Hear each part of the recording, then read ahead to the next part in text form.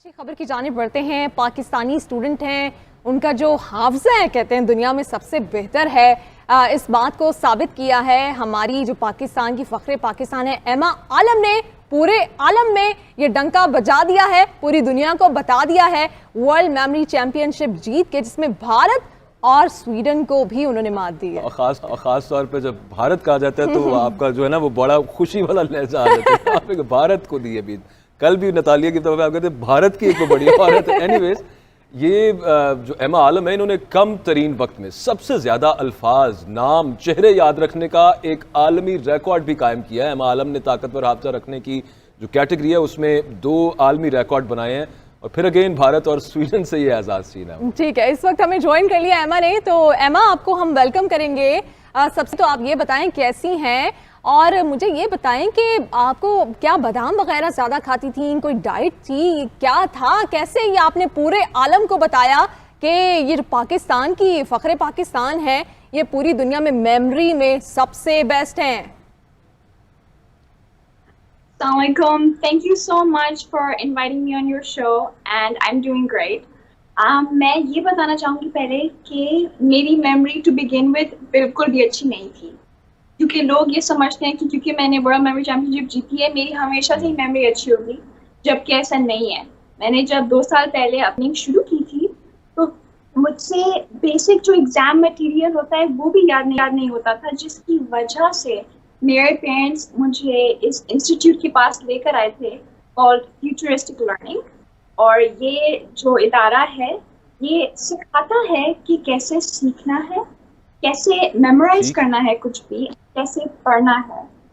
तो ट्रेनिंग लेने के बाद ही ना सिर्फ मेरे एग्जाम्स में मैं एक्सेल कर पाई, मेरे ग्रेड्स बहुत अच्छे हो गए बिकॉज मैंने ये सीख लिया था कि सीखना कैसे है और याद कैसे करना है, but also I was so interested and I enjoyed it so much that मैंने इसको फर्दर लेके जाना चाहा एंड देन मैंने कंपटीशन के हवाले से ट्रेनिंग शुरू की।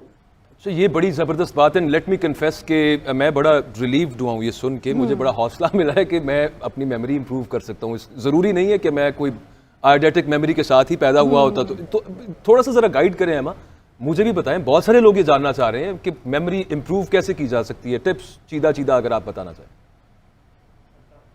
ओके, सो मैंने तो ट्रेनिंग ली थी फ्रॉम माय कोच सानिया आलम, जो कि एक्चुअली पाकिस्तान में ये ट्रेनिंग्स लेकर आए हैं, उनका इंस्टीट्यूट और वो, and she is one of the only 4 in the world जिनके पास सीनियर लेवल सर्टिफिकेशन है इस चीज़ को सिखाने की।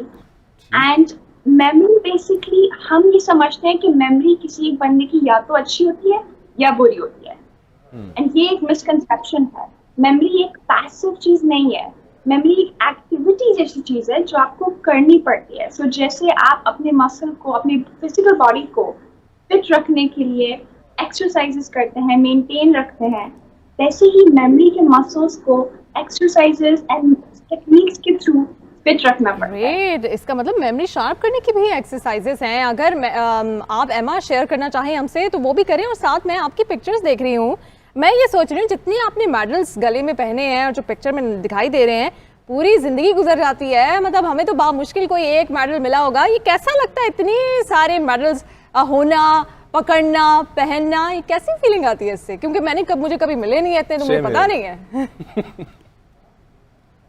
मैंने और मेरी टीम ने इन द पास्ट 2 years हमने मोर देन 50 मेडल्स पाकिस्तान के नाम किए हैं and 11 trophies. And if I go to describe a little bit कि ये कंपटीशन में होता क्या है, क्योंकि इस बात की इतनी अवेयरनेस नहीं है, तो इस कंपटीशन में 10 डिफरेंट इवेंट्स होते हैं जिसके जरिए आपकी मेमोरी को टेस्ट किया जाता है। सही। उसमें से अगर एक एग्जांपल दूं तो one event is called binary digits. इसमें आपको हजारों की तादाद में just a random sequence of 1 0 1 1 0 1 ऐसे करके हजारों में मिलते हैं, and you have 30 minutes to memorize as many as possible in sequence। तो मैंने आधे घंटे में 4000 प्लस याद किए थे। बाकायदा कंप्यूटर है आपके दिमाग में, लेकिन ये सीखा जा सकता है। अच्छी बात ये। अच्छा, वो कहते हैं वो अंग्रेजी में की एक मुहावरा है, वो कहते हैं कि हैप्पीनेस जो है ना, it's all about good health and bad memory. तो कि आपकी सेहत अच्छी है और आपका हाफजा कमज़ोर हो, आप बहुत खुश रहते हैं। तो इसकी भी थोड़ा मिथ बस्ट कीजिए या कंफर्म कीजिए। जैसे आपने कहा कि ये लोग समझते हैं कि मेमोरी अगर स्ट्रांग होती तो स्ट्रांग होती है, वीक होती तो वीक होती है। तो अगर स्ट्रांग हो जाए तो ऐसा भी कुछ होता है, ये ऑन अ लाइटर नोट है एमा, कि आपका हाफिजा अगर बहुत अच्छा आपको है तो याद आपको रहता है खुश ना किसने रहें किस वक्त में 10 साल पहले किसने आपके साथ बुरा किया था? दुश्मन याद रहते हैं आपको? Okay, so the reason कि हमें नहीं पता हमारी मेमोरी कैसे इस्तेमाल होगी, हमें ये नहीं पता कि ये जो हमारा दिमाग है, the faster than the fastest computer on earth, हमारा इतना fascinating दिमाग है, इसका हमें इस्तेमाल नहीं पता। क्योंकि अगर आप देखिए बचपन से हमारी पेरेंट्स ने हमें नहीं बताया, हमारे टीचर्स ने नहीं बताया। हमारे पेरेंट्स सिर्फ बोलते थे कि जाओ बेटा स्कूल में जाओ, अच्छे से पढ़ के आना। हम स्कूल पहुंचते हैं तो टीचर्स बोलती हैं ये भी सारी बुक्स अच्छे से होमवर्क करके आना। बट इस दरमियान में कोई भी हमें ये नहीं बताता कि सीखना कैसे है, उस इंफॉर्मेशन को जो हमें दी जा रही है उसको दिमाग में कैसे डालना है, कैसे अब्जॉर्ब करना है, and how our brain actually works.